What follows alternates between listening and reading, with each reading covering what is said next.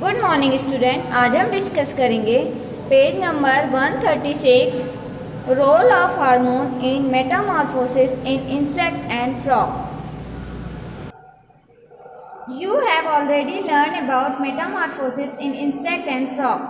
Hormones play an important role in the completing the life history of the insect, butterfly, silk moth and frog. In case of insect, metamorphosis is controlled by insect hormone. In a frog, it is controlled by thyroxine. This hormone is produced by thyroid glands. Presence of iodine in water is a must for the production of thyroxine. If the water in which the tadpole are growing does not contain sufficient iodine, the tadpole cannot become adult. देखिए, Metamorphosis means होता है सीधे सीधे क्या होता है, पूरी एक लाइफ साइकिल हो जाती है फ्रॉग का या बटरफ्लाई का, हमारा एग से लेके पूरा फिर से एडल्ट बनना, ये पूरा एक लाइफ पूरी प्रोसेस क्या कहलाई जाती है, मेटामॉर्फोसिस। तो इससे पहले हम मेटामॉर्फोसिस के बारे में आपको बता चुके हैं। तो फ्रॉग एंड इंसेक्ट की मेटामॉर्फोसिस हम इससे पहले ही पढ़ चुके हैं, लेकिन अब इनमें हार्मोन्स की क्या रोल है। तो insect just like butterfly and silk moth and frog, इनके मेटामॉर्फोसिस में कुछ हार्मोन्स इन्वॉल्व होते हैं। तो in case of insect Metamorphosis control होता है इंसेक्ट हार्मोन से। तो इनके जो इंसेक्ट हार्मोन होते हैं ये मेटामॉर्फोसिस को कंट्रोल करते हैं।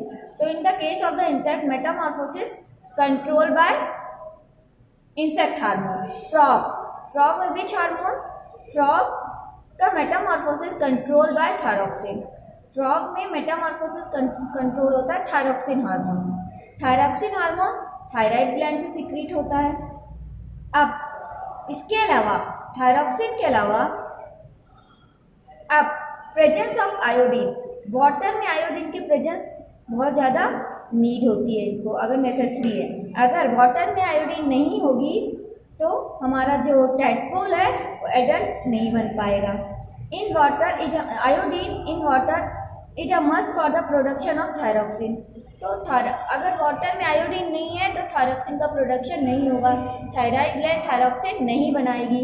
तो वाटर में आयोडीन होना बहुत नेसेसरी है। अगर वाटर में आयोडीन नहीं है तो थायरॉक्सिन नहीं बनेगा, थायरॉक्सिन नहीं बनेगा तो क्या होगा, टैडपोल से एडल्ट नहीं बनेगा। तो which hormone is involve in metamorphosis, thyroxine hormone and secreted by thyroid gland.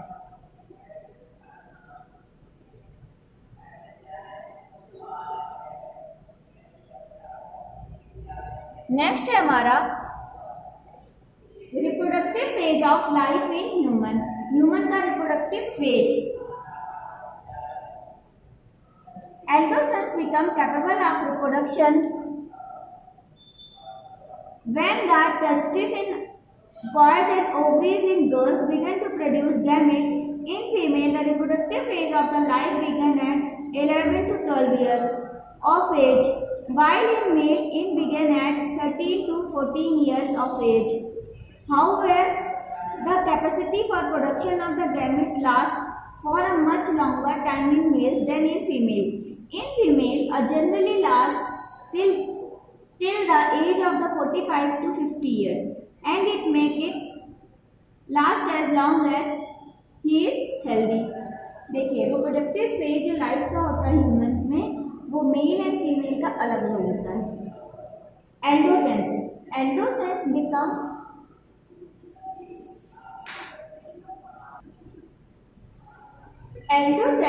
Become capable of reproduction. एंडोसेंस के स्टेज में ह्यूमंस रिप्रोडक्शन के कैपेबल तभी होगा जब testis in boys and ovary in girls produce कर पाएंगे गैमेट्स।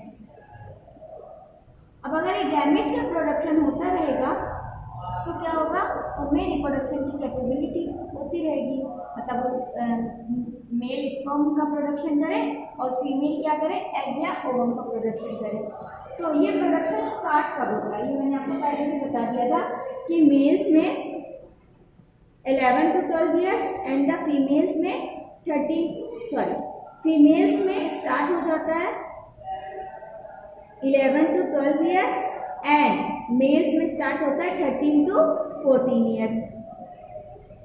ओके, फीमेल का reproductive phase life का स्टार्ट हो जाता है, बिगिन हो जाता है at 11 to 12 year and males का begin at 13 to 14 years.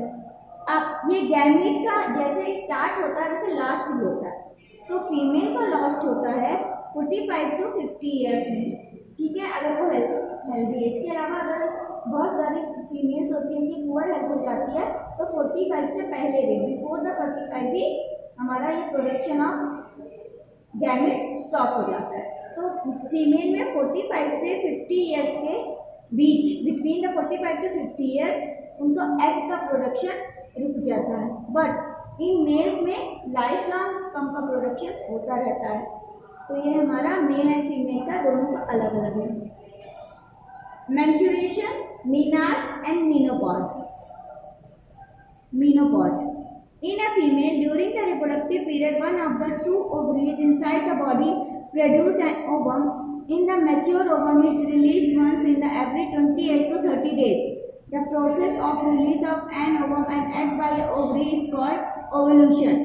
During the period of 28 to 30 days, the wall of the uterus becomes thick so as to receive the fertilized egg.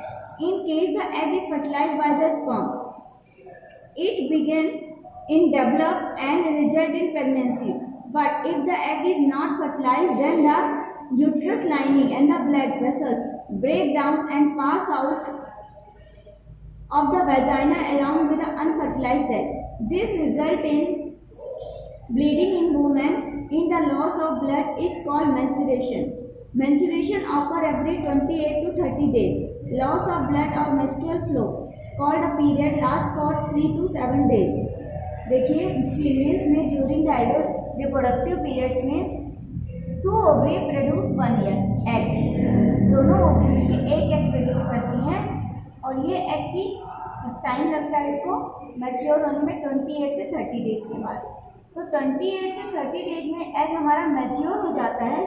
उसके बाद अगर फर्टिलाइजेशन नहीं होता है, फर्टिलाइजेशन हो गया तब तो स्पर्म और ओवम मिलके जाइगोट बना के, एम्ब्रियो बना के फिटस एंड देन बेबी बना लेंगे।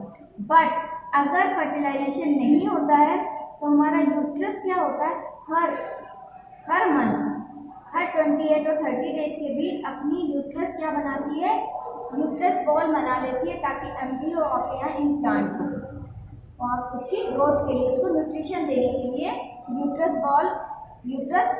बॉल फॉर्म प्रोड्यूस कर देती है।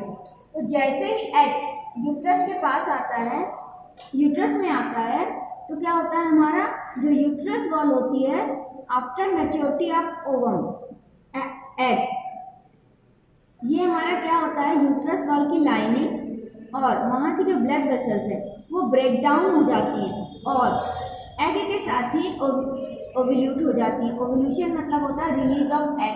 जैसे ही ओव्यूलेशन होता है उसके साथ ही जो हमारी यूट्रस की वॉल हर 28 और 30 डेज में बनती है, 28 टू 30 डेज में यूट्रस अपनी यूट्रस में एक वॉल बन जाती है। क्यों?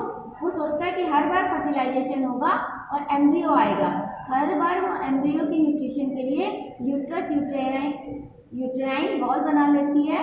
और जब एग फर्टिलाइज नहीं होता और यूट्रस के साथ जब एवोल्यूशन होता है तो ये यूट्रस की वॉल एंड ब्लड ओवम के साथ रिलीज हो जाता है।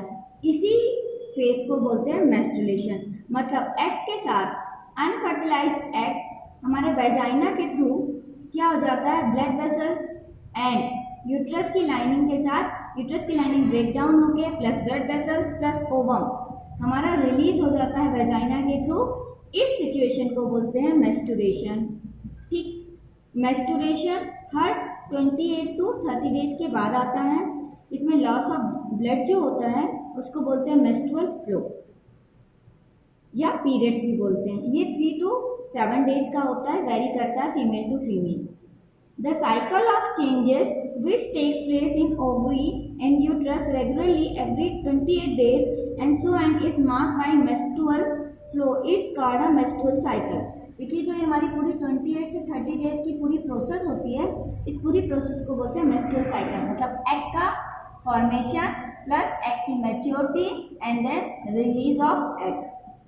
द बिगिनिंग ऑफ मेंस्ट्रुएशन मतलब first menstruation cycle, first menstrual flow का होना मीनार्क होता है। द बिगिनिंग ऑफ मेंस्ट्रुएशन मतलब मेंस्ट्रुएशन जब फर्स्ट बार शुरू होता है उसको मीनार्क बोलते हैं।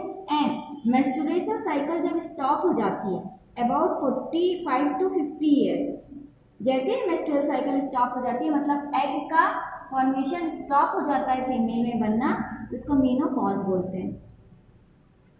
तो फर्स्ट मेंस्ट्रुअल साइकिल आना मीनार्क, मेंस्ट्रुअल साइकिल का स्टॉप होना मेनोपॉज, और मेंस्ट्रुअल साइकिल हमारी 28 से 30 डेज की होती है।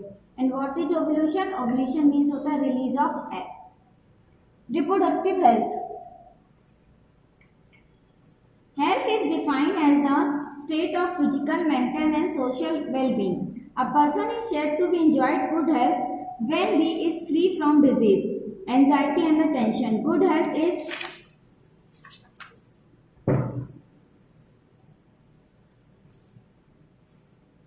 very essential during adolescence.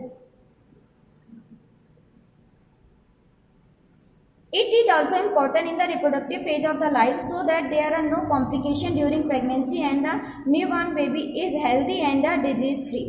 देखिए रिप्रोडक्टिव हेल्थ में सिर्फ हमारी हेल्दी फिजिकली हेल्थ नहीं, मेंटली भी स्ट्रांग होना चाहिए। ठीक है, वेल बीइंग मीन्स होता है physically, mentally and socially strong होना चाहिए इंसान को। तो हमारी हेल्थ 3 चीज़ों पर डिपेंड करती है, हम मेंटली फिट हो, फिजिकली फिट हो एंड सोशली फिट हो, मतलब सोशल एक्टिविटी में भी पार्ट ले, हम एलोन नहीं रहें। तो रिप्रोडक्टिव हेल्थ हमारी तीनों हेल्थ के लिए तीनों फेजेस, जैसे हमारी mental health, physical health and social health जब होती है तभी हम इसको रिप्रोडक्टिव हेल्थ बोल सकते हैं। रिप्रोडक्टिव हेल्थ बहुत ज़्यादा इम्पॉर्टेंट है एडोलेसेंस के टाइम। इसके कारण अगर ये रिप्रोडक्टिव है, अगर ह्यूमंस या male and female reproductive healthy है तो प्रेगनेंसी में कोई प्रॉब्लम नहीं आएगी। एंड जब न्यू बॉर्न बेबी हमारा हेल्दी होगा एंड डिजीज फ्री होगा, मेल और फीमेल दोनों में ही कई सारी ऐसे प्रेगनेंसी में कॉम्प्लिकेशंस आ जाते हैं। तो गुड हेल्थ के लिए क्या क्या करना चाहिए? One should have proper diet, balance diet, maintain personal hygiene, keep domestic hygiene, undertake physical exercise, take proper rest and sleep, keep away from smoking, alcohol and drugs. तो देखिए, हैव प्रॉपर डाइट लेना चाहिए, balance diet, personal hygiene साफ सफाई रखना चाहिए अपनी, domestic hygiene अपने आसपास के एनवायरनमेंट को, अपने होम को हाइजीन रखना चाहिए, फिजिकल एक्सरसाइज करते रहना चाहिए, प्रॉपर रेस्ट एंड स्लीप करना चाहिए, स्मोकिंग, एल्कोहल एंड ड्रग्स से कीप अवे रहना चाहिए। तो ये हमारा रिप्रोडक्टिव हेल्थ के लिए कुछ टिप्स हैं।